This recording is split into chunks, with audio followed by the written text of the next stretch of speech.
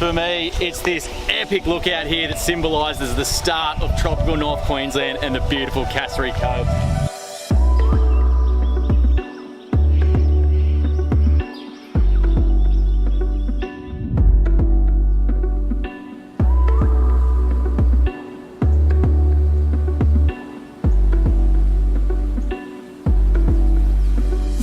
Far out!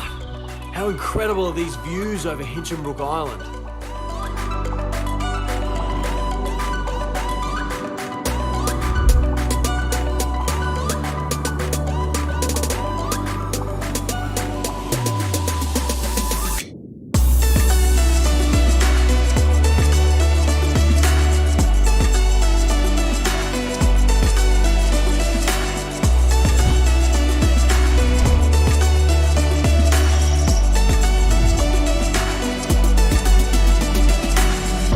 Here we are, the old Bush Telegraph Museum. We've been meaning to pull in here for years.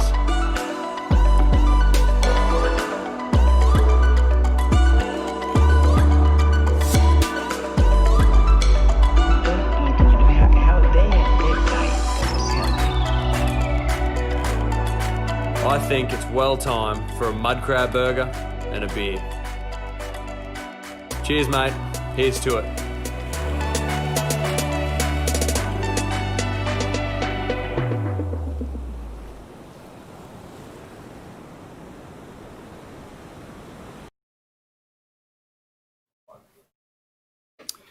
Fellow councillors, staff and residents viewing via live stream, good morning all and welcome.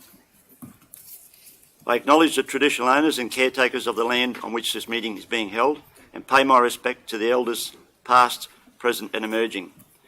Would you all be please upstanding and Father Hilary Flynn will deliver the opening prayer. Father.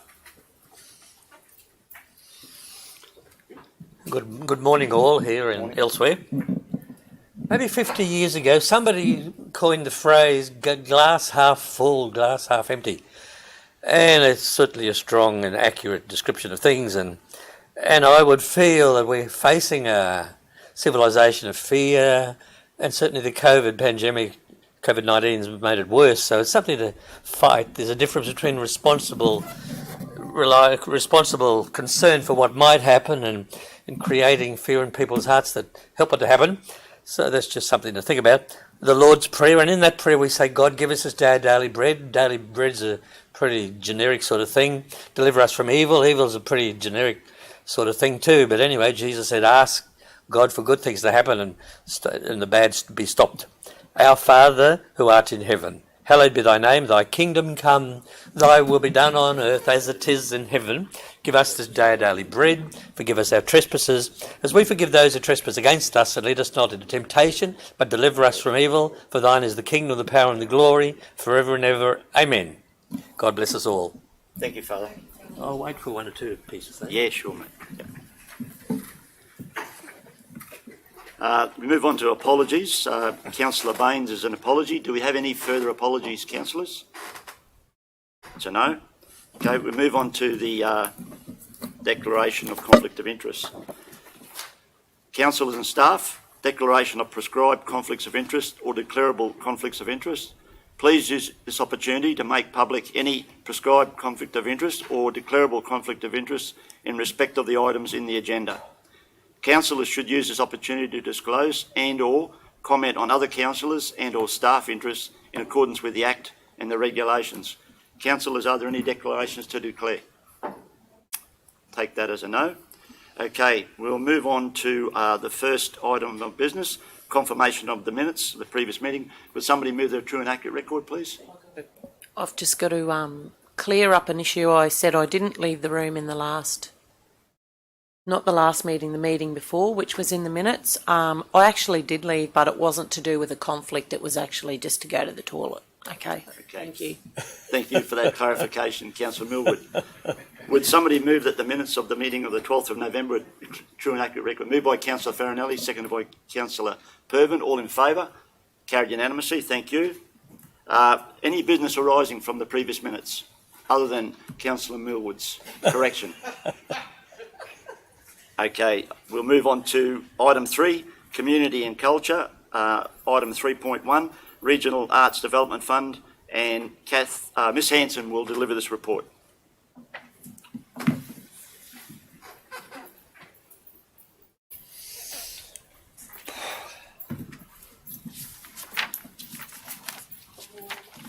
Morning, Miss Hanson.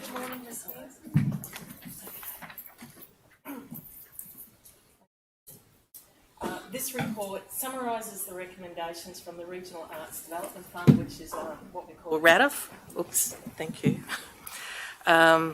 For the October round 2020, and recommends 3 applications with a total value of $21,672 for ratification by Council.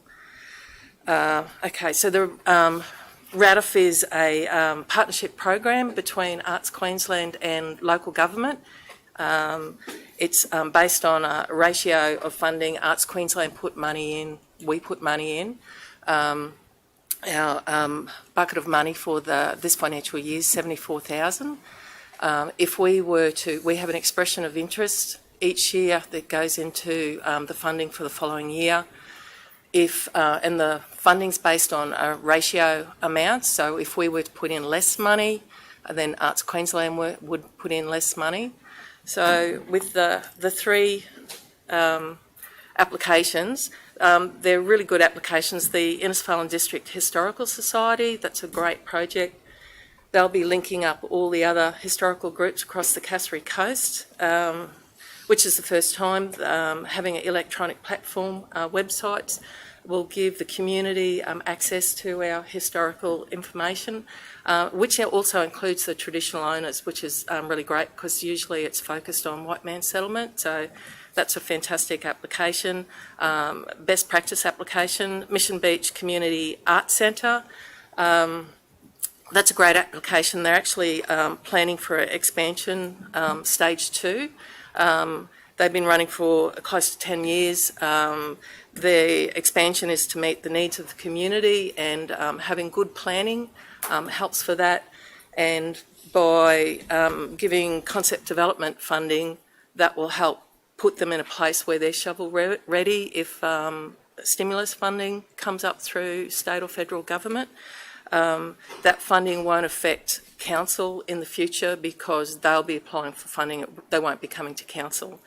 And the Mission Beach Tourism application is about employing local artists to do murals to make their information centre more vibrant, have visual amenity for new people coming into the area. And there was one that was assessed as not able to be funded. So was there anything that anyone wanted to ask at all? Councillors, any questions for the officer on that recommendation? I note that there's 2 parts to the recommendation. Sorry. You're right. Note that we endorse the 3 applicants, but we also endorse the election of the 2020-2024 RADF Committee. And on page 18, I'll just read out the names of the endorsed membership: Wendy Shields, Sue Foley, Jeff Moffat, Jane Henley, Jane Arnold, Ian Stewart, and Councillor Trudy Chewy, who is the endorsed council representative. So, councillors, would somebody move that recommendation, please? Moved by Councillor Chewy, seconded by Councillor Purban. All in favour? It's carried unanimously. Thank you. Thanks, Ms Hanson. Excuse me, through the chair. Mr Mayor, it's not a question. I would just like to commend Ms Hanson on the work that she does with RADF. There's a lot of work that goes on behind the scenes prior to coming to the meeting, so well done to you. And I know you sit there tirelessly on your computer for hours on end, so congratulations, and it's a great round, so well done. Thank you. Thank you. Thanks, Councillor Chewy. We now move on to item 4. Thank you, Father. Yep. God bless you all, yeah. Thank you, Father. Thank you. Happy holidays when it starts. Yeah. We move on to item 4, Organisational Cultural Development. Item 4.1, proposed amendments to the organisational structure and waste services. And Mr Sadler is going to present this report. Welcome. Thank you, Mr. Chair. Morning, Council. How are we this morning? I'm presenting the report. Mr. Bradford's away at the Rural Management Challenge, so you're stuck with me today. So, as you have in front of you, a detailed report in relation to some proposed amendments to the organisational structure for waste services, which, as you would recall, in August, Council resolved to move to day labour in relation to delivery of those services as opposed to contracting those out. So the detailed report today, I'll give you a very quick overview. There has been a whole heap of principles in relation to how we will deliver this service moving forward, and has been considered by the project team and is detailed in the report for you today. But particularly knowing that we've got so many landfills and transfer stations that we need to be innovative in how we do that service across the region. And particularly from a logistical point of view, there are many opportunities for us to make savings for our community. So in there's the key principles in relation to how we've got to where we are, and I suppose looking at also what possible opportunities we have for changes to those operations, which could mean things like some technology upgrades, and looking at self-service and some of our low volume sites, particularly the likes of Murray Upper and Hull Heads, for example, using technology to deliver the service, as well as looking at I suppose how we might improve some of our services at locations like Mission Beach to better match the needs of the customer. We have got a proposed team structure, which is an attachment 1 to the report, which has 26 new positions, and that looks at from that structure looks at things like rostering staff over a 25-day period within our award agreements and our certified agreement, and looking at proposing at a local area agreement to set up so that we're looking after our staff in relation to the service that we provide and best match to our customers' need. So there are a number of roles in there that are highlighted in the report. I won't go through the detail of each of the roles. But there are a number of supervisory roles. There are some new support officer roles, and there's 15 operator roles, as well as 2 new truck driver roles. If there's any questions, I'm happy to take them. Thank you, Mr. Sadler. Can I ask you to explain for the people viewing via live stream what self-service means at the smaller places like Tully Heads and Murray Upper, please? So we're currently, and we might lean on the portfolio chair to help me because she might have some more up-to-date information from last week. But we have been working with Mandalay, the software provider for waste, for our waste operations, and they've been investigating some great opportunities with CCTV and other things to have a self-service type mode for those low volume areas. So I don't know if the portfolio chair might be able to add. Yeah, hi. Thank you. Yes, we did talk with the gentleman from Mandalay, and the way that it works is that we're pretty lucky because our particular transfer stations that we're thinking of doing that they're already fenced. So it requires a bit of CCTV footage, and then with the use of a gate that has a pin pad, and the residents within that area are given access to a card and a pin, and they can then actually use that at other pinned sites as well. So yeah, Gavin and I have been talking with them about costings, and it's been implemented at the moment at Banana Shire, and they're going to give us a bit more feedback once they've got it up and running. Thank you, Councillor Millwood. Councillor Barnes. Through you, Mr. Mayor.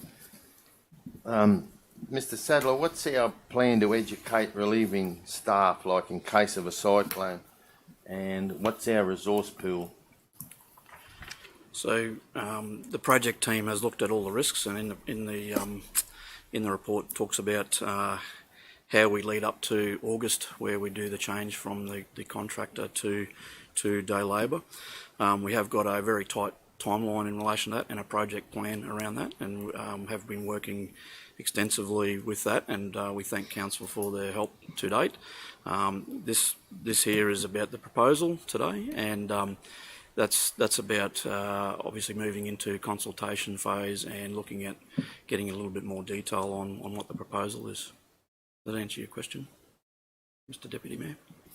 Councillors, any further questions? Councillor Millwood? Yeah, I haven't got a question. I've got a little spiel here. While we're talking about rubbish, I'd just like to thank our team that is hard at work on planning all of the transfer station takeovers. I do want to be very mindful that the whole idea of this project is finding a reduction in costs for the ratepayers.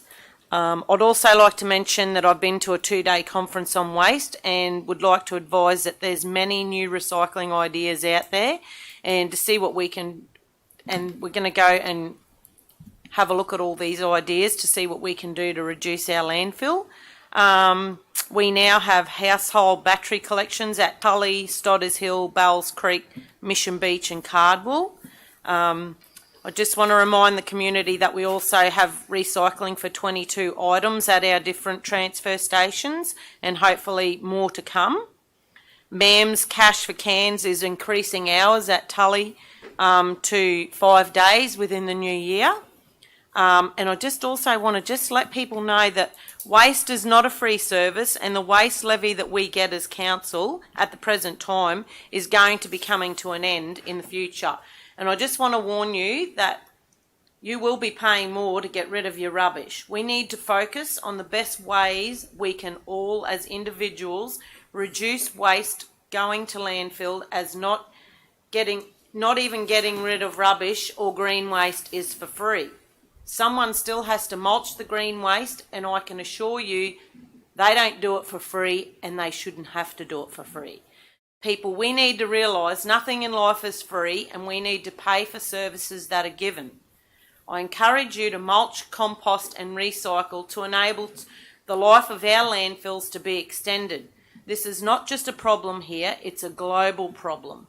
And I'd also like to welcome Maria on board, who is our new Waste Education Officer that is going to assist us in moving forward on being able to recycle, reuse our waste in a better way. Thank you.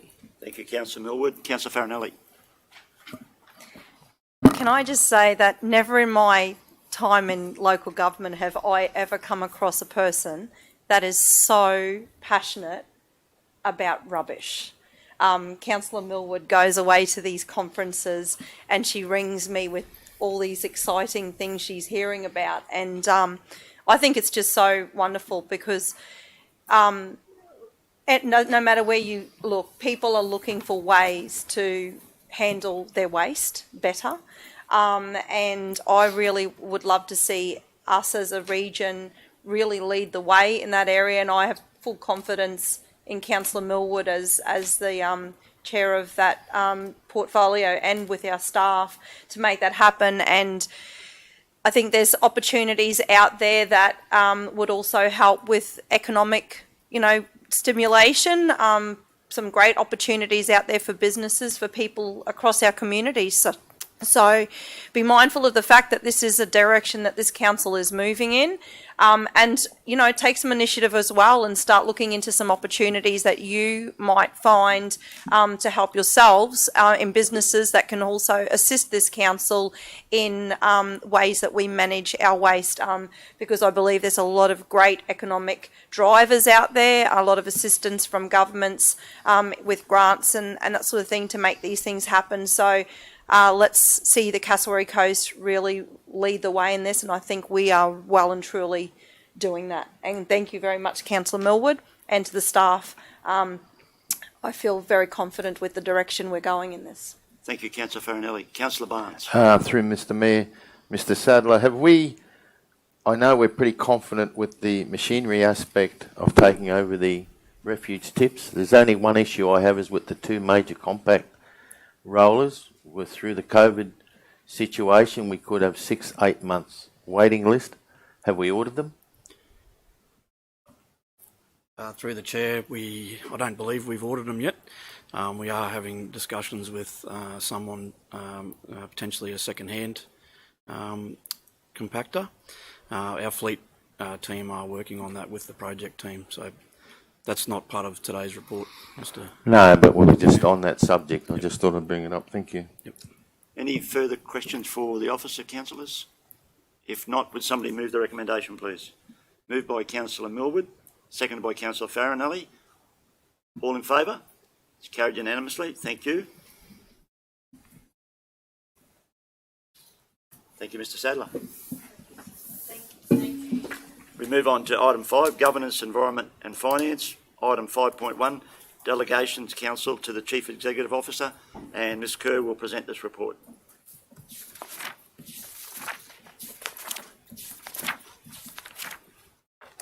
Good morning. Good morning. Today's report is in relation to delegations from Council to the Chief Executive Officer regarding the Local Government Regulations 2012. The track change table of delegations attached identifies updates required in relation to how local government is able to sell land for overdue rates and charges, and the sub-delegations associated with that. Does anyone have any questions? Councillors, any questions for the officer on that report? The recommendation moved by Councillor Farinelli, seconded by Councillor Millwood. All in favour? It's carried unanimously. Thank you. Thank you. Thank you, Ms Kerr. Item 5.2, Policy Review, and Ms Slattery will present this report. Welcome. Thank you. Good morning, Mr Mayor. Good morning, councillors. The report before you today is looking to review 4 policies that we have.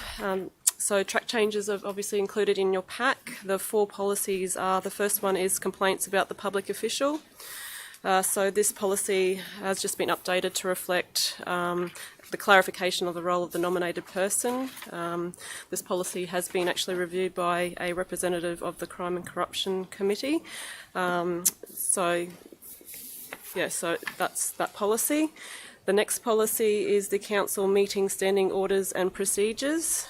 So this has been updated to combine the standing orders and council meeting procedures in line with recent legislation changes. So the department has a model meeting procedures available to us, and we've incorporated those changes into our policy. The next policy is the investigation policy to do with councillor code of conduct. Once again, this has also been updated to reflect recent legislation changes, and once again the department also has a model procedure which we have incorporated into our own. The last policy is the use of social media. So the current policy that we have with social media only incorporates council employees. We've now expanded that to include councillor use of social media as well. And that came out of an internal audit that was conducted this year. So we've updated the policy to bring, I guess, the conduct of councillor on social media in line with, their code of conduct as a councillor. So those are the 4 policies, and so the recommendation is to adopt those 4 policies. Thank you, Ms Slattery. Any questions on that report, councillors? If not, would somebody move the recommendation, please? Moved by Councillor Chewy, seconded by Councillor Pervin. All in favour? Carried unanimously. Thank you. Thanks, Ms Slattery. Okay. We move on to item 5.3, Finance Report. Ms Bradley will present this report.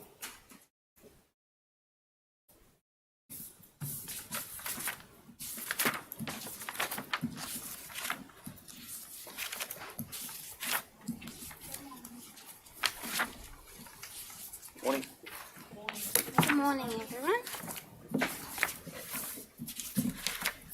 This morning we have for you our monthly council reporting package for the period ending 31st of October 2020.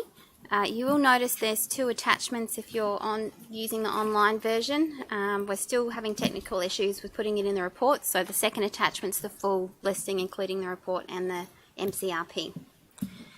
So Council adopted the 2021 budget on the 7th of July and has approved the first quarter budget review on the 12th of November 2020, which is reflected in these reports. So some of the key highlights for the month include operational revenue is currently sitting at 43.18 mil, which is 262,000 over budget in comparison to the budget of 42.92 mil. Operational expenditure sitting at 32.048 mil, which is 1.53 mil under budget in comparison to the full budget of 33.6 mil. End of month cash balance is currently sitting at 45.2 million. Capital expenditure for the month was 3.8 million, and year-to-date capital expenditure, including commitments, totals 25.6 million. This represents 20.3% in comparison to the full year budget, excluding commitments, and 43.5% including funds committed. Operating performance on the table you can see underneath that. Year-to-date operating results sitting at 11.1 million, which is 1.8 million over budget. Our measures of financial sustainability, so we've got our operating surplus ratio currently sitting at 25.8%, which is slightly over the target range, but this depends on when our rates is run, which is when the majority of our revenue is recognised. So you'll see that wind down over the next few months until the next rates run. Asset sustainability is currently sitting at 86%, which is under the target range, which should be over 90%. This also fluctuates depending on the amount of work being undertaken and capitalisations processed, etc. Net financial liabilities ratio is sitting at minus 79%, which is within the target range of being under 60%. The next table gives you a summary of our financial results for the month. Some of the key things to highlight in here are our fees and charges, which are currently sitting at 116,000 over budget, mainly relating to building application fees that have been received. The second item to note is our interest, still tracking under budget as we've been discussing throughout the year with the lower than expected rates. So we're still continuing to monitor that budget risk moving forward and we'll review in our next quarter review. Third item to note is our operating grants, which are currently sitting at 310,000 ahead of budget, mainly due to our trainee grants, which have been received in the budgets to be rephased, and our Works for Queensland funding received in relation to projects completed in the prior financial year. Employee expenditure is currently 352 under budget due to vacant positions and capital works that have been priority at this point in time. Contract labour is currently over budget by just under 45,000, which is offset by those reduced employee expenditure for some contract labour. Materials and services is currently tracking almost 1.2 million under budget, relating to the timing of invoices received around our transfer stations and waste levy, as well as reduced fuel costs and maintenance expenditure year to date. The last two items to note are our gain and loss on asset disposals, with our gain relating to fleet items that have been sold, offset by a loss on disposals, which is under budget due to the timing and completion of capital projects and the capitalisation process. Investment performance, the next table. So for the month ending October, Council had 45.2 million cash with an average interest rate of 0.9%. Which is quite dismal. You can see in the table underneath that how those funds have been allocated across our investments and the interest rate ranges between those. Capital projects, so we've got our budget of 58.9 million, year-to-date expenditure, as I mentioned, at 11.9 and commitments at 13.6, so we're at 20.34%, which you can see by department in that table. The last thing I want to mention is our budget risks. Majority are the same as we've been discussing in previous months, with our operating efficiencies to be achieved at 275,000, our asset rationalisation to be realised at 400,000, work insurance at 60,000, Port Hinchinbrook dredging study at 50,000, and the waste transfer project, which is to be determined what sort of operational impact that will have on this year's budget. Happy to take any questions. Thank you, Ms Bradley. Any questions for the officer on that report? If not, moved by Councillor Farinelli, seconded by Councillor Millwood. All in favour? Carried unanimously. Thank you. Thank you, Ms Bradley. Thank you, everyone. We move on to item 6, asset sustainability, 6.1, capital works program, and Mr Goodman will present this report.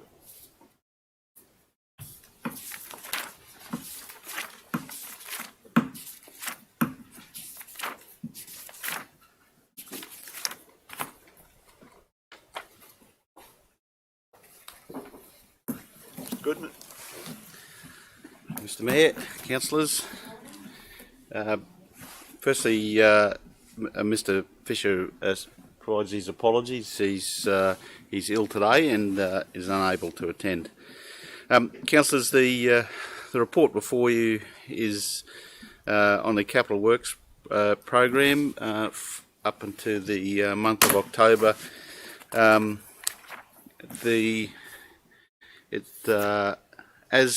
As the September report highlighted, there are some significant challenges ahead of us in terms of delivering our capital works program this year.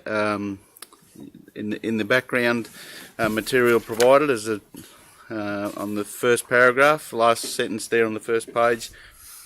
As of 12 November 2020, Council has expended 26.4 million, which includes commitments. So, just for clarification, that's not really a layman's term of what is spent. So those projects that we have committed to, they are projects that we have committed to, signed a purchase order for, but not delivered on. So that's that 26.4 million is currently 45% of the deliverable program. That is well below where we would like to be at this stage of the year, and we are working to fast track some projects to move our capital works program forward. I've also got no doubt that when we do our December budget review, we will come back to council with I think what is a more realistic view of what we can actually deliver before the 30 June next year, and that certainly as we work through individual projects here, there's the number of projects that we have, the team have identified for you in the status alert of a green light is actually not consistent with an overall measurement of having commitments, expenditure and commitments of 45% at this time of the year. So we certainly have some more work to do there. I know in the table that's presented on the sorry, of course I know, otherwise I wouldn't be telling you, but I can inform councillors. One of the issues I can talk to you about in the table on the top of page 129, where our water budget of 7.8 million, we currently have 28% of expenditure there, including commitments. We have a very significant water main renewal project, which is projects, a program of water main renewals, which we, at the time of budget, considered that we would get a much larger proportion of that being delivered in-house. We have switched horses on that, and we will be looking to. We have already started the process of putting together some contract documents to be putting that out to contract within the next couple of months. So we do anticipate we can improve in a lot of areas there, but not to the extent that I could sit here and put my hand on my heart and say we're going to get close to the $59 million that is allocated in the capital budget. I guess some good news though. The projects that have been reached completion in October 2020. The Peace Park Grandstand Trust Renewal projects completed. Male toilet at the Conservatorium. Within the Works for Queensland, there's some efficiency in terms of energy efficiency project at South Mission Beach. A couple of resheet projects completed: Calbo Road, Stockton Road, Jackie Street boat ramp, Stodders Hill landfill drainage works, effluent flow meter replacement at the Innisfail STP, pump overhaul at Pump Station 3 in Innisfail, sewage flow meter pits at Mission Beach, and actually this is the last one there. The installation of a fleet digital radio and GPS has been a project that's been underway for a very long time, and that project has finally provided one radio network for the entire Cassowary Coast regional workforce. We have moved finally from a Johnson Shire Cardwell Shire network. We have made very significant improvements, and moving to a digital network has allowed some significant user safety benefits. There's function on the handheld radio network where we can go into a user can press a button on that, and if any time before they deactivate it, the radio tilts at more than 60 degrees, then it will send an emergency alert asking for assistance for the person that's operating that has that radio. Some very significant operational and safety benefits associated with that fleet digital radio project, and I'm very pleased it's done. Apart from that, councillors, if you have specific questions, I will do my best to answer them. Thank you, Mr. Goodman. Councillors, any questions for the officer? Councillor Millwood. So, given that, Mr. Goodman, that the intent is to go out to contract for that water, the rest of the water main project, is that still going to be within the budget constraints? Through the chair, it will not be the all of the water main renewal projects, but much more than was originally intended. We won't know the individual costs of those until we receive the prices back. But no, we're not expecting that will have any impact on from a financial perspective. Thank you. Any further questions for the officer? Just refer to the item we voted on a couple of meetings ago, Balliol Street. Completion date is June 2022. What's the resumption? What's the day do you start work on that project? I will. Where's that? In page 130, it highlights Balliol Street and a completion date of June 2022. Just wondering when we'd start the project. It is also. Thank you, Mr. Deputy Mayor. I thought that was what was the intention was. Okay. So we'll start in there. It is one of the projects that we. Thanks for giving me a reminder there. That one of the key things that we are reviewing in the delivery of our capital works is those projects that have external funding associated with them, and those particularly that might have an acquittal or an expenditure requirement, which is not uncommon, of 30 June next year. So we will be, when we're doing our review of program, we will be prioritising those projects to make our very best efforts to deliver on those projects, because if we don't, then the funding that's associated with those projects will most likely return to the state or federal government or wherever else it was going. Well, thank you, Mr. Goodman. One further question. The River Drive Caravan Park, Work for Queensland project, it says here in the report, expected completion date December 2020. Is that still realistic? Because it doesn't look like there's much in there. If Mr. McBride could give us an update on that project. Sure.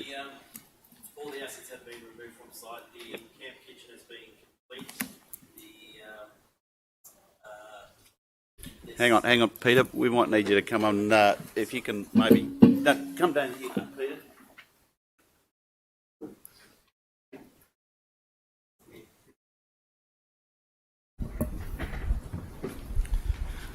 Okay, yep.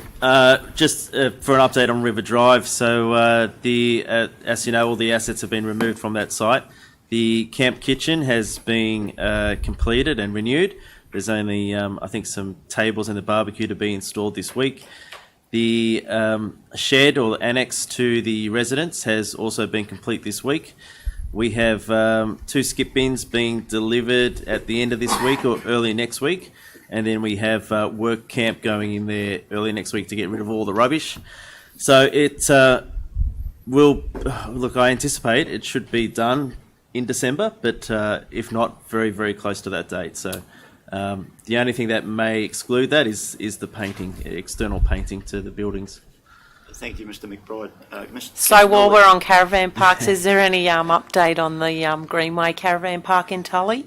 Greenway Caravan Park is still... Look, the biggest piece of that is the new amenities block. So that is that tender's been prepared, and we just had to get some more information around the services to the new site there, which we have. So the anticipated date for that, I guess the end date would be I think there's a 12-week lead-in time for that prefabricated abolition block to be delivered. So I would say. We're looking at probably end of February, first week of March next year. Thank you, Mr. McBride. Councillor Pervin. Mr. McBride, just on the River Drive Caravan Park, will all the greenery and foliage be cleaned up at the same time by the prison camp as well? They're doing as much of that as they possibly can. There's some trees that will have to be removed by contractors, but a lot of the hedging, tidying up of the front and around the grounds and the riverbank will be done by work camp, and contractors will deal with some of the taller trees. Yeah. Thank you, Mr. McBride. Councillor Millwood. I'd just like to let you know that I've had really good comments already from what's been done on that site. Everybody is just saying it looks so much better already, so it's a credit to all the guys working on it. Thanks, Councillor Millwood. Councillor Pervin. Yes, I just think we need to make it as appealing as possible. It's one of the first things you see when you drive into town. So I really think we need to push to have it well and truly cleaned up and just make it very appealing, especially with the RV friendly going down the road. It's going to be a big draw card. Yeah, sure. Yep, noted. And I think that'll, the last couple of bits and pieces there will come together fairly quickly now, and we've seen a difference, and it'll look a lot better before Christmas. Yeah. Mr. Goodman, one further question. Councillor Pervin and I are attending the Mundu State School Awards next week. Can we give him any update on that footpath from Meyer Avenue up to the school, the one that was in the planning stage? Through the chair, I can't right now, but I absolutely will give you an update before you attend the meeting on Monday. If I could, Mr. Mayor, just to answer a question from the Deputy Mayor to a previous report today with regard to the purchase of the waste compactors. I did meet with Manager of Fleet yesterday, and we're discussing this. There's a number of options, as Mr. Sadler alluded to. We do know that if we are to go down a purchase process, that we will need to place that purchase order in December, and so we understand entirely what the urgency to come to that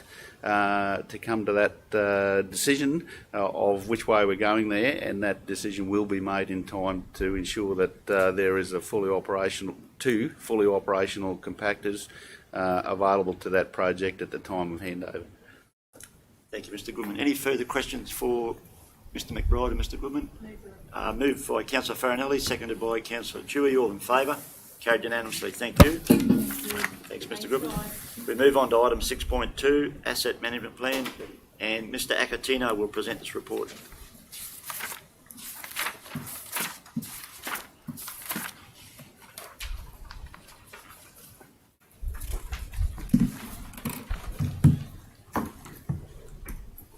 Good morning, all. So we've made a commitment in the operational plan to provide a 6-monthly update on the improvement plan that's out of the asset management plans to council. So this is the first one for this new council that have seen this update. So it just highlights the report in front of you. Is highlighting that obviously the improvement plan is a key section of the asset management plan. It is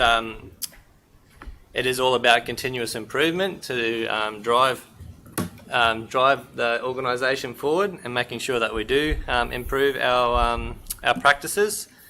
So I just want to give you a highlight. So we have to date we have now completed 28% of our tasks that have been identified in the plan. We've got 31 in progress, and then the remainder yet to be commenced.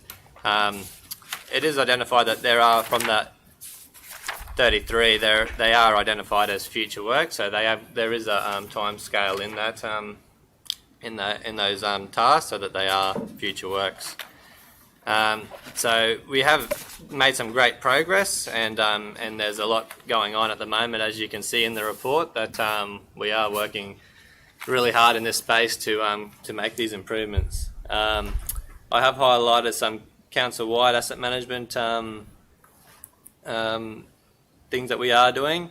We are doing the asset rationalisation project, which is a major project in this space. We have got a report coming following this report to which I'll talk more about where we're at with that. We are in the process of reviewing our asset capitalisation, asset revaluation process. So this is a good, some good improvements will come out of that in terms of where we move forward to make sure we are meeting our legislative requirements.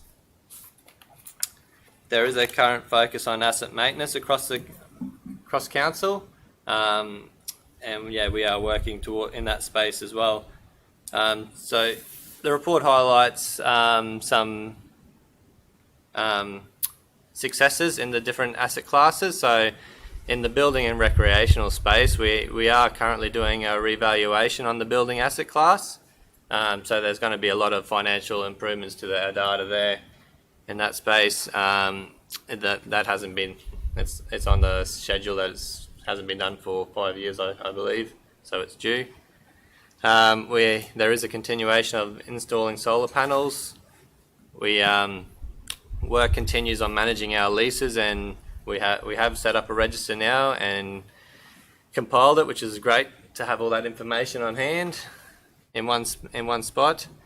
And we've also, further work is occurring in our open space area with an improvement plan drafted and will be seen shortly. Our fleet asset management has made some great progress. They have been reporting on utilisation rates to the departments to help increase our usage of our fleet. Work has commenced on loading manufacturer maintenance schedules into our system, so we have got better servicing of our vehicles and more timely servicing, I should say. And that'll enable things to happen in a timely manner. A lot of work has occurred in the ICT space, so because it is a lot of them are short-lived assets and that they have to move quickly, so it is crucial that they continue on top of that in that space. So in the plan, it does look, I think they do have a lot more tasks, but they are lot shorter time frames, so they only look 2 years ahead, because it's pointless looking 5 years ahead because things change so rapidly. Marine assets. So marine assets are also being currently revalued, and yeah, again, that'll improve our financial records. Inspection templates have been updated in accordance with main road standards, and we are capturing defects and completing these within in our work system. Water and sewerage, so they just undertook a revaluation last financial year, so there was some great great outcomes were achieved out of that process. So there was a lot of data cleansing, which improved data accuracies. We have improved our accounting methodology for realigning practices, so our assets are accounted for how they operate, and then we've also incorporated modern equivalent materials, so we're valuing as what they will be into the future. So there's some good wins and some good financial savings there. Transport and stormwater, we are progressing in that coastal hazard adaptation strategy. I've been planning, working on that, and once that is complete, we can incorporate any findings in that into our asset management plans. We have implemented the draft service levels for roads, and mobile devices have been rolled out into the field for the last 12 months or so, and that's in the delivery and asset maintenance space. So they've been raising defects, completing defects on mobile devices for 12 months now, and they've made some great progress in that space, and they've got a lot of data in there now that they can analyse and move forward with. In the waste management, asset management space, progress has been seen in waste, and with site-based management plans being put in place to manage and maintain compliance. Stoddard's landfill future sale plans have been developed to ensure capacity, and work is underway to move from contractors to day labour across all our waste facilities. So just as a recap, basically there has been great progress across all asset classes in regards to asset management, and if you want to have a look, there is the attachment that highlights all individual things with an update, which I won't go through. So that's me. Any questions? Thank you, Mr. Acatino. Any questions for the officer? I'll just go to your pie chart, the improvement plan, page 142.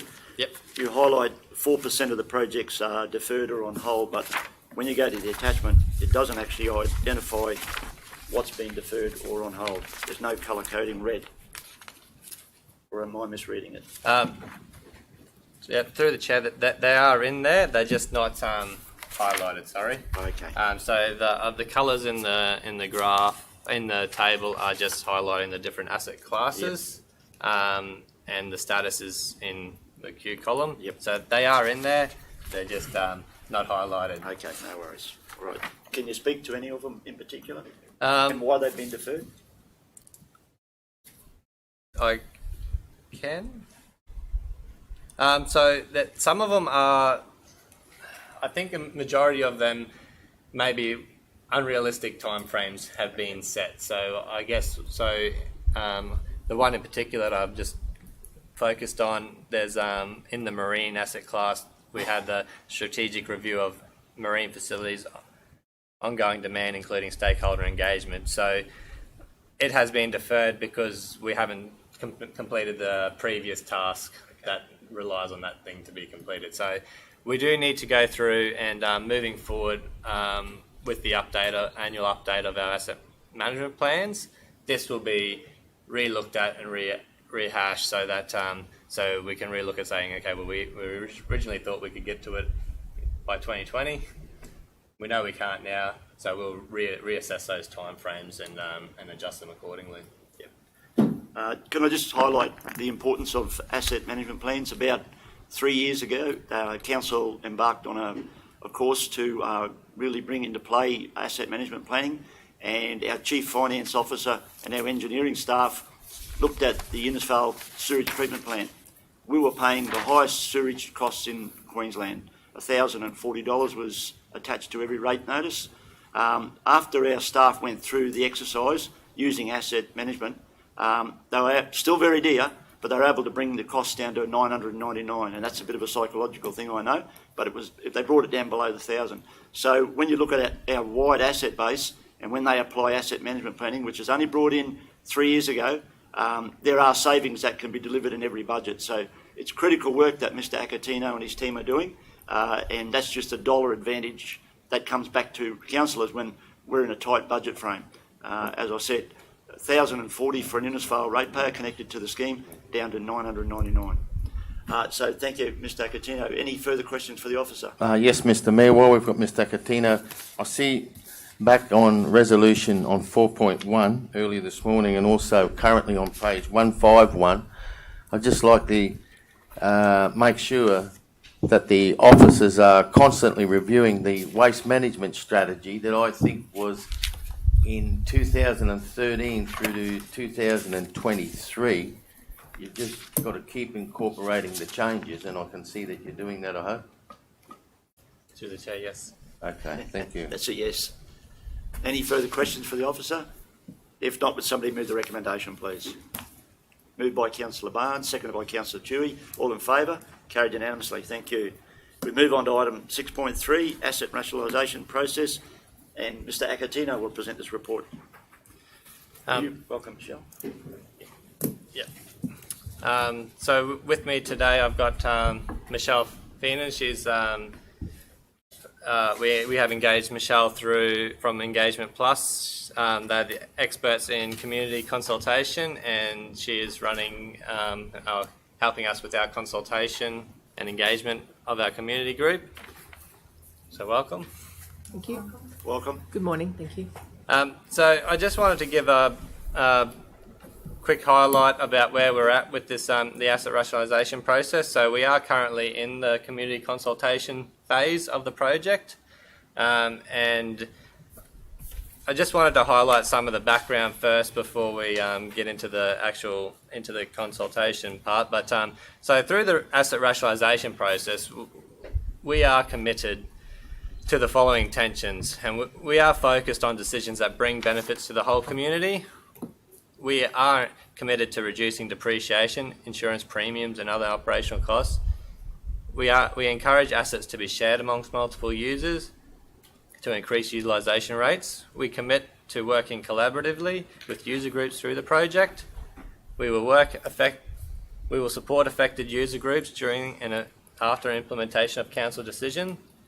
We acknowledge different scenarios will require different responses and options, and we ensure that there is a single point of contact for the project, and we will engage affected user groups in a timely and inclusive way. So I just wanted to make sure that they are our guiding principles as we've been going through this process, and it is from the start through to the end, and that's what we intend to deliver on. So I think it's very important to keep that in the front of mind as we go through this process.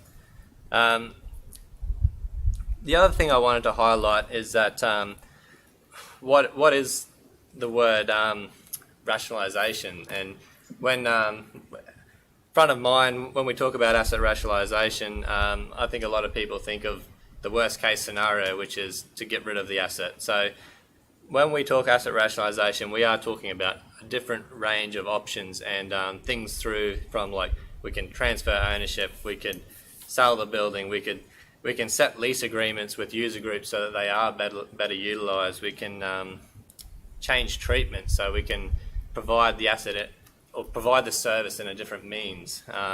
We can remove the asset, that is an option, and we can replace with a fit for purpose. So looking at things that, okay, we've got a building that's is no longer functioning as its intention. It's over. It's too big. It's not fit for purpose. So we could get rid of that asset and put something else that's cheaper, better to manage, more cost effective for the community. And obviously we can increase usage through shared arrangements. So that they are just some of the different things that we can look at when we're talking about asset rationalisation. I just wanted to highlight also that this is just one project across other projects that we are running, that we are looking at delivering sustainable services across Cassowary Coast. So we are looking at developing frameworks on facility use. We are looking at updating and putting in place better lease agreements and user agreements. And we are looking at in our open space improvement plan to make sure we are improving how we deliver our open space areas. So we have adopted a decision to engage with the community, and there's two distinct approaches that we are undertaking in this process.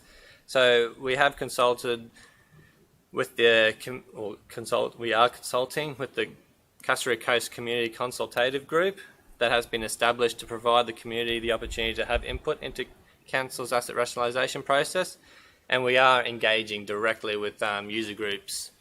So we have had sessions already, and there are more to come. And yeah, key user groups or all user groups have been invited to participate in these briefing sessions. We do acknowledge that this process of change may be unpopular with some individual groups and small sections. However, it sees this process as an opportunity to redirect funds from low-use assets to high-valued assets and services. The report also identifies some key phases and timelines. So we are, as I said, in that community consultation phase, which will run through to December, January, and then we'll be making a recommendation to Council in January. I'd like to hand over to Michelle to give a bit more of how the community consultation is going to date.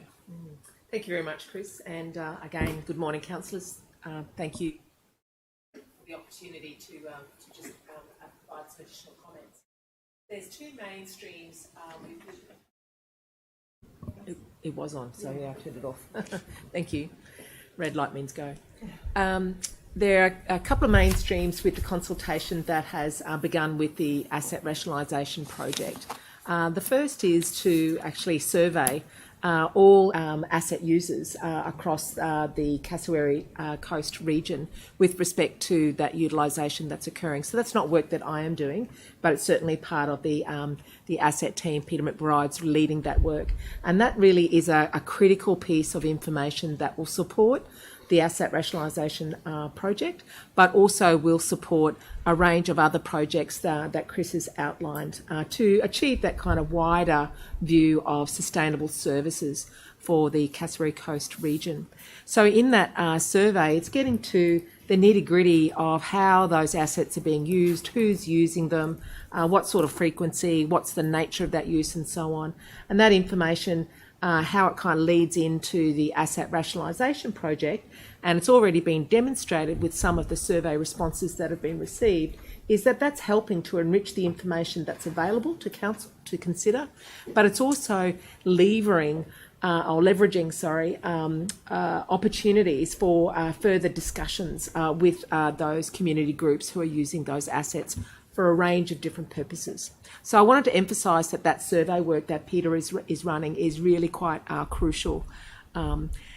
The second is about the engagement of the consultative group, the community consultative group, as Chris has mentioned. And we've had the first meeting with that group recently.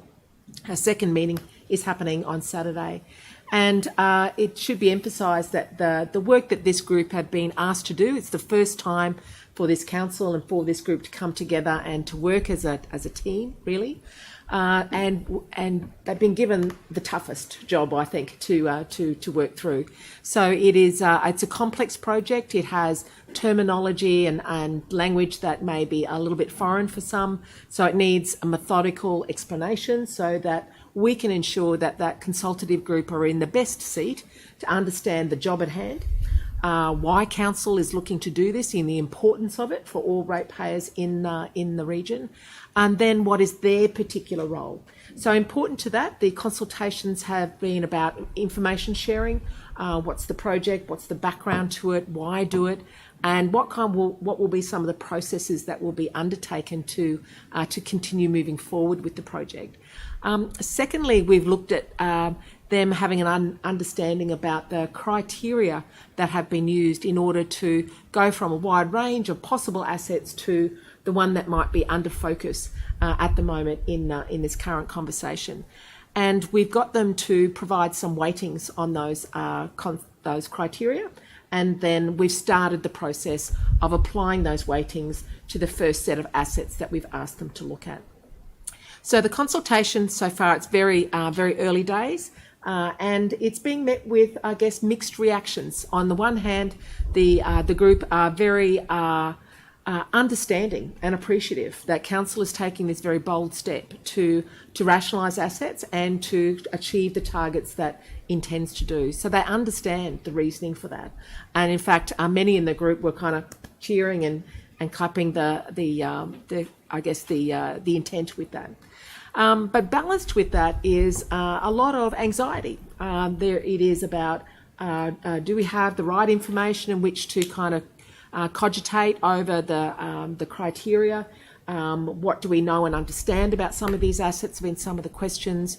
And they've also got some questions about what might rationalisation mean. So while that's been shared, I guess what's kind of holding in their mind is, I guess, the worst case scenario. So we need to do some further work with that group with respect to how they understand the opportunities that asset rationalisation can offer for the community, for the groups that may be using some of them, because some of them aren't about community use, groups use, but to kind of understand that kind of broader approach to rationalisation, as Chris has already emphasised in the presentation today.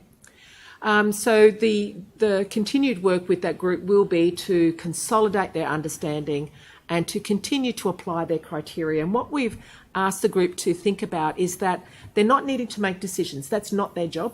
It is the job of council, and that council will be undertaking a range of different inputs of information to make their decisions when they do or when you do in the new year, and that their contributions is one of a series of inputs. So we've emphasised that point, and I think that we need to continue to do that. And I think that the other point that we've made with the group is that over the 3 sessions that we've scheduled, that the opportunity to conclude on their deliberations doesn't have to be made until that 3rd session. So they don't need to conclude anything from the 1st or even in our next meeting on Saturday. It's really at their 3rd. So they can revisit their thinking. They can revisit their assessments and make their conclusions and suggestions at the end of their 3rd session. So we wanted to emphasise that to try and, I guess, ease some of that anxiety that they have. The third, I guess, form of consultation that I wanted to just report on is the engagement with the user groups who may be impacted by the rationalisation opportunities in this first round. And I've emphasised to Chris and the team that what's important for these types of processes is that those that might be directly impacted are engaged first. To what level needs to be worked through and has been, but it's important that they hear the message from council officers first, out of respect and courtesy to the fact that we're talking about the work that they do as volunteers in this community, having put in many years of contributions to those assets and how they're being built, how they're being used, to whatever degree, and so that they can be part of that conversation early. So we've had the first briefing with those group of community groups who may be impacted. Some of those have already been part of the conversations with council officers with respect to the assets that they use for differing reasons. For those that couldn't come to the first briefing, there is already follow-up with those that couldn't attend, so that at the end of the process there is an absolute intention that all of those groups will have a direct contact from council officers. The first briefing, again, we saw a balanced reaction. We saw the user groups appreciate and understand the need for rationalisation, so they voiced that, and they also raised their own sets of questions with respect to what might be the process for them to be part of that conversation on how rationalisation might impact the assets that they use, but also then how might that impact some of the operations that they have at those assets where there is some use or limited use. Some of the groups raised matters about who has what responsibility. So what is the role of the groups that use the assets? What is the role of council with respect to those assets? And particularly with some of those assets where they have been built by the community, and I guess the perception is that council really doesn't have much to do with them. So it needs a little bit more education about what is council's liability with respects to assets that are on on reserve land or council land, so that then we can have those groups working with the council team in a much more informed way. So that, I guess, educative approach to the conversations will continue. But they are keen to be part of the further engagement that Chris and the team are providing, and already Peter has been arranging meetings with some of those groups, and particularly for those that weren't at that first briefing. Our next briefing is happening this evening with the remainder of community groups who are using council assets. That, of course, has a different focus, because it's not about rationalisation that's impacting them specifically. It's more about the broader project, but also about an opportunity for them to contribute to some of that framework and policy setting that Peter and others are working on in the team. So happy to receive any questions, but that's an additional update. I'm sure there's going to be plenty of questions, Michelle. Councillors, Councillor Farinelli. I just wanted to say thank you so much for the work you've done so far, and to the staff as well. But I really think it's important to let the community know that councillors really need to own this process of asset rationalisation, and the importance of the commitment that the members of the community consultative group have made, and their involvement is to basically provide advice and opinion to council. But at the end of the day, the decision will sit with us. And I just really want to take some of the pressure off, if they are feeling it, that there may be some, comeback from the community in their involvement. That, we really value the input they are having, because they are providing us that reference, to them as community members. But this is a really tough tough project that we're going through. There's a reason why we're doing it. It's very, very important to the future of this region and asset rationalisation. And I'm really confident that the councillors that we have sitting around the table are on board, and we just want them to understand how grateful we are for their input. And this is not about cutting and destroying buildings or whatever. This is, to me, I see this as us actually engaging with some of these groups even better than we have in the past, looking at the uses that they have with some of these assets. How can we help them in improving those uses? Maybe bringing groups together so that as larger groups they have access to better funding. So I really hope the community can see this for what it is, the positive that this is. Even though it is tough and it is hard, we all feel that and we understand that's there. But, we're here we'll feel that pain for them. We'll own the decisions that we make. And we thank those people that are helping us, and any more that we can provide them with assistance in making this decision, not making decisions, but in providing advice to council. Anything we can give to them, please let the staff or we really want to make this the best possible have the best possible outcome from this, and that's only going to happen if everybody feels that they are being properly informed and that they have the proper support that they need.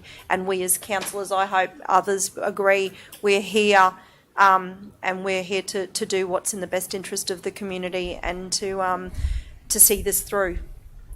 Thank you, Councillor Farinelli. Councillor Millwood. Yeah, and on that note, I just really want to encourage any of the user groups out there to really come and put forward your opinion at these. You've got meetings that are happening within the community with these user groups and with the council. So please come and collaborate. And if you don't know where to go, ring customer service. They will tell you who to speak to. So please, we want you to have your say. We want your input. It's very important in the whole of the decision-making process. Thank you, Councillor Millwood. Any further comments, councillors? I just want to touch on a couple of words that Mr Acatino put in his report. Rationalisation is not about bringing in the bulldozers, it's about trying to reduce depreciation and insurance costs. Queensland Treasury Corporation told us in 2015 we had a problem. We haven't addressed it for good reason. We were recovering from Cyclone Yasi. But now we have some oxygen and clearly the community appetite is there for this exercise. And the evidence is there in regards to two decisions we made in the last 18 months. One was to close the swimming pool at Marina Lakes, applauded by the community as an attempt to reduce our asset base. And likewise, when we built the $21 million marine safety upgrade at Clump Point, Council took a decision to take Perry Harvey Jetty off our depreciation asset register. Two decisions that were applauded by the community. We received no flack whatsoever about those decisions, so I'm confident that the community's appetite is there. It's now going to come down to political will, and I committed to it in the lead up to the election. We're doing it in partnership with the community. When we frame our budget, we do it through a rate referencing group. That's worked perfectly over a number of years. I see the community engagement panel doing a similar role with advising around low-hanging fruit in terms of the asset management. We've got to do it. We committed to saving $400,000 in the current budget. We currently have a budget that has an $8,000 surplus, so we've got to deliver on those $400,000 savings. Simple as that. And the bottom line for me is I'm speaking as a ratepayer. I get annoyed when we get benchmarked against the Tableland and Hinton Shire, and we're way above their rate levels. We are very high. We understand that. We're the fifth highest shire in costs in Queensland. We used to be the third highest. We're down to the fifth highest, I believe. So we are heading in the right direction. Our rate increase this year was the lowest in 12 years. So clearly this term has started well for us, despite COVID. And if we can deliver on asset rationalisation, I think we'll be in a very good position at the end of our term. The challenge is big, but I think we've got the community on board because they applauded the closure of a swimming pool and taking a historic, iconic Perry Harvey Jetty off our asset register. I think they're measures of what our community demand from the 7 councillors they elected. Are there any further questions or comments? Councillor Farinelli. Move the recommendation. Seconded by Councillor Millwood. All in favour? Carried unanimously. Thank you. And good luck, Michelle. Thank you. Councillors, we now move on to general business. Are there any general business items? Councillor Chewy. Yes, through you, Mr Mayor, just a couple of things. I would just like to congratulate Miss Agley and her team. The Shire Hall in Innisfail has had a very busy week. We've seen Innisfail State College with their awards, Good Counsel College with their graduation, the Festival of Small Halls, and just recently Morning Melodies. So there's a lot of toing and froing, but a shout out to Miss Agley and her team. Morning Melodies was lots of fun on Tuesday morning. It was great to see a crowd back after COVID, and the people just love coming there, and it was just a lovely, lovely atmosphere, and everybody was so glad to be back and doing the things that they used to do. So well done to Miss Agley and her team. Secondly, I received, and I passed on to the CEO, and I believe the CEO has passed it on to councillors and EMT, an invitation to attend the Paradise Run, which is at South Mission Beach. You can start, you can either walk or run 3 kilometres or 5 kilometres. It begins at 6:45 a.m. on Saturday morning at the meeting point is near the Surf Club at South Mission Beach. So if anybody would like to attend, I believe they would like to talk to us about a little project, but I'm hoping I will be there myself. But it's open. I just thought it would be a fun thing to do, and I look forward to seeing you all there in your joggers and your bike pants. Thank you very much. Thank you, Councillor Chewy. Councillor Millwood. I'll just give you my apology now, Trudy. I won't be here. Sorry. Councillor Farinelli.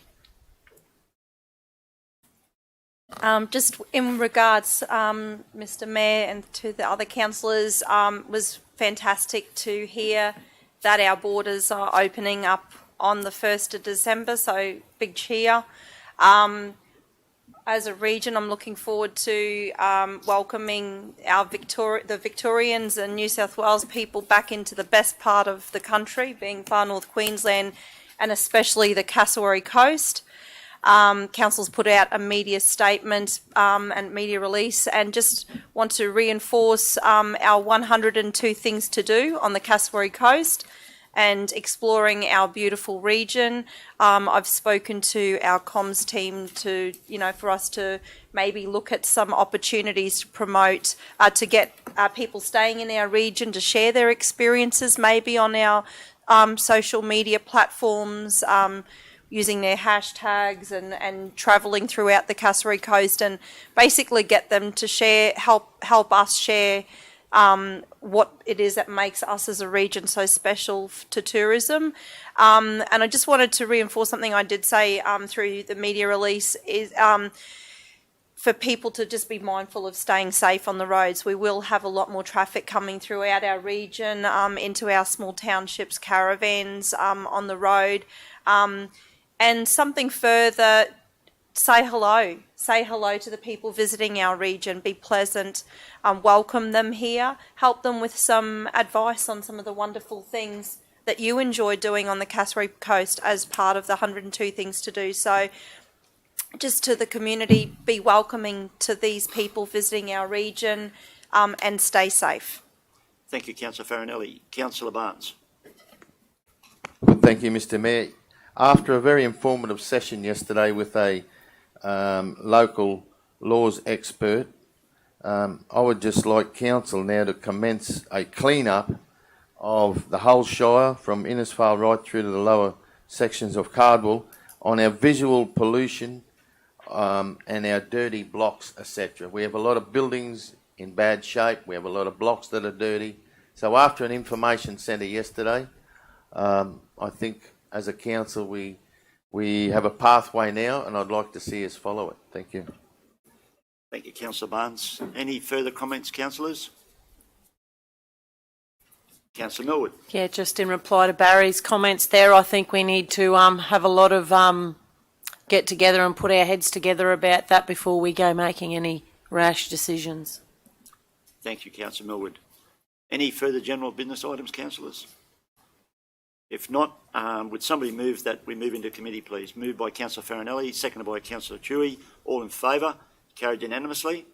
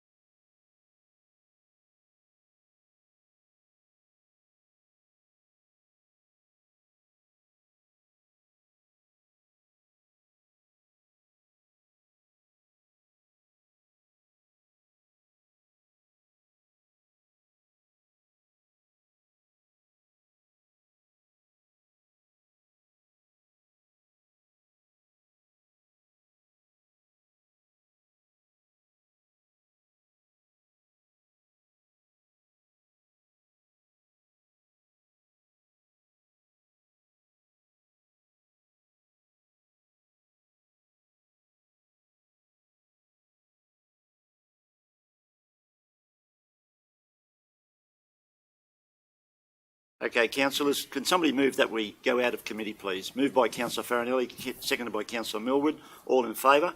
It's carried unanimously. Thank you.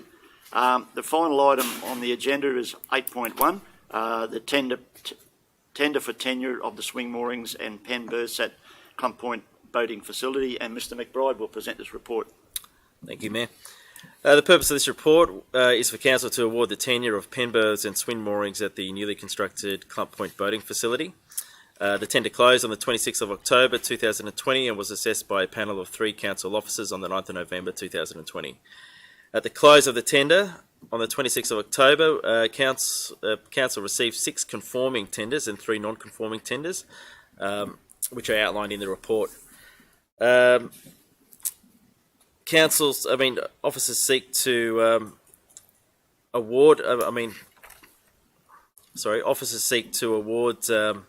there's enough moorings and pen berths to award tenure to each of the conforming applicants.